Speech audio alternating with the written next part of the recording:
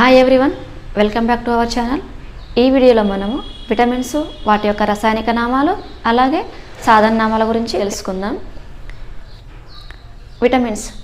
ఈ విటమిన్స్ని 1912లో హాప్కిన్స్ అనే అతను పాలలో పెరుగుదలకు సంబంధించిన ఏదో ఒక పదార్థం ఉందని తెలుసుకున్నాడు.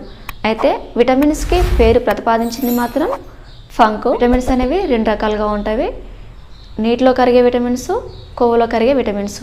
అయితే నీటిలో కరిగే విటమిన్స్ మాత్రం బీసీ విటమిన్స్, అలాగే కొవ్వులో కరిగే విటమిన్స్ ఏడీఈకే విటమిన్స్. ఈ ఏడీఈకే విటమిన్స్ యొక్క రసాయనిక నామాలు ఏంటో తెలుసుకుందాం, అలాగే సాధారణ నామాలు కూడా తెలుసుకుందాం. విటమిన్ ఏ యొక్క రసాయన నామం రెటినాలు, అలాగే సాధారణ నామం యాంటీజిరాప్థాల్మియా.